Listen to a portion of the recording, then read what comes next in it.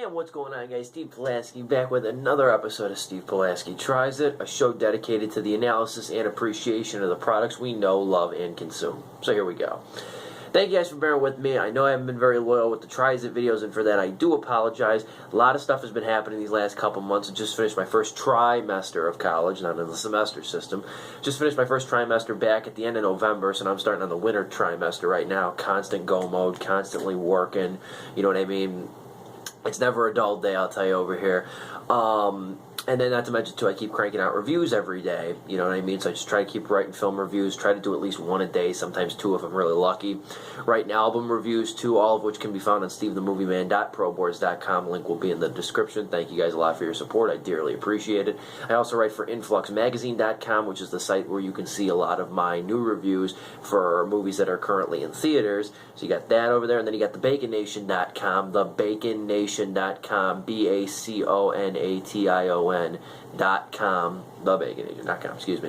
Anyway, that's got my podcast on the Front Row Steve podcast, which I try to do on a semi-weekly basis, where I talk about everything from contemporary culture to film to politics to sociology, whatever's on my mind, I basically talk about.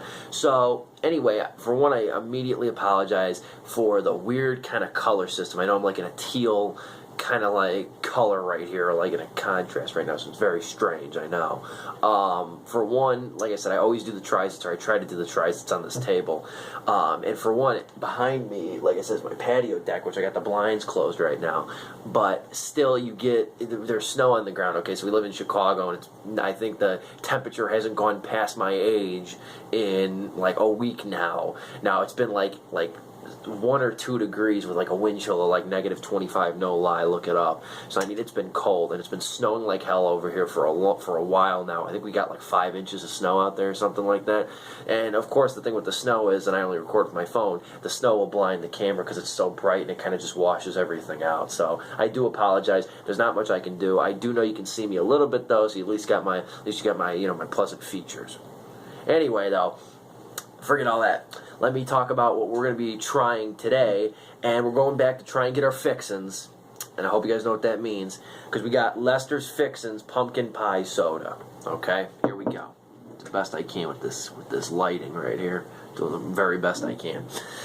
What I mean by that is that with the Fixins sodas, Lester's Fixins, this is the third soda I've tried on Steve Pulaski Tries It. The first one I tried was bacon soda, which is god-awful, hated it, couldn't stand it, will never touch it or even look at it again.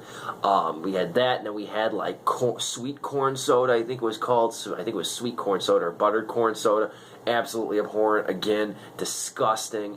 If you don't know what Lester's Fixin is, though, they're made by Rocket Fizz. Their soda's made by Rocket Fizz, and they're a bunch of novelty sodas. You know, I go to school in kind of like a wealthier area, so they have a lot of these general store kind of places that sell a lot of these novelty things.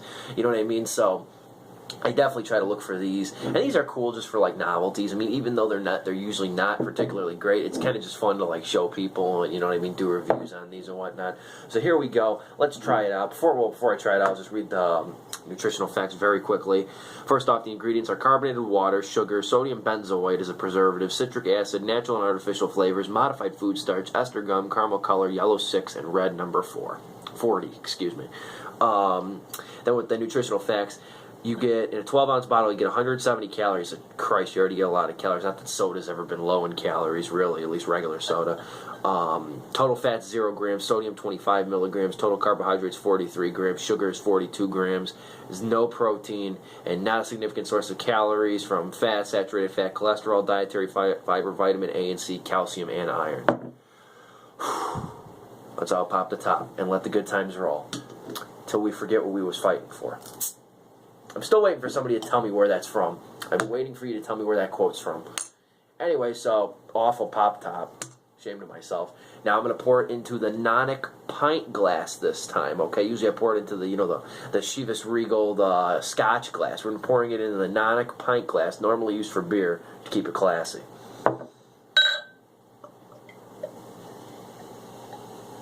Bright orange color.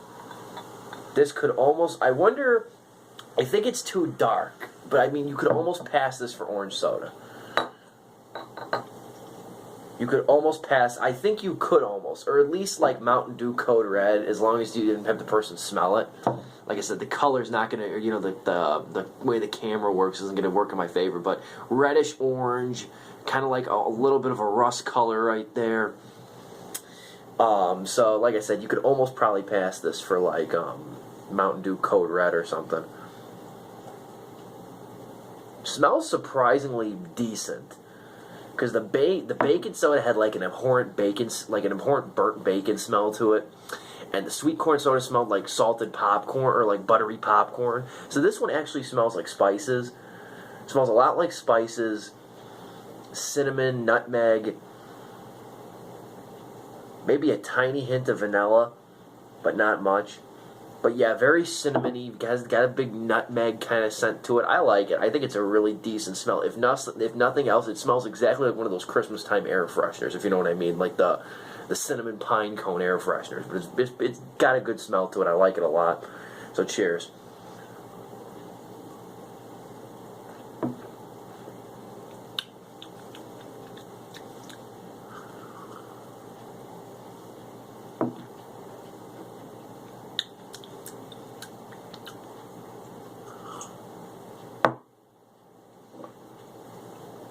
Okay.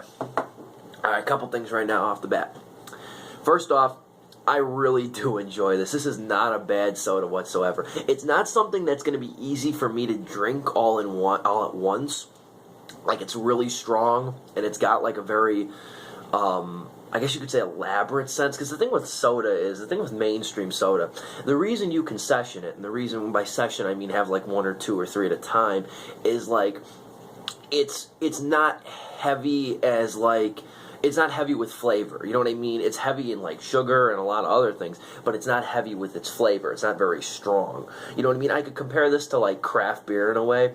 Like, you can drink a lot of Miller Lite or Bud Light because it's it's a lighter beer. They're easy to drink, not too much alcohol. Whereas you're having craft beer, that's a lot of heavier stuff. It's more ingredients, more alcohol, definitely more flavor to it. So you can only have maybe 1, maybe 2 at the most, depending on the beer style. But I like it though. It's got a very cinnamon taste to it, and it's got it's got a lot of herbs and spices. You can tell in it. You can definitely taste the spices in there, and it's actually very consistent.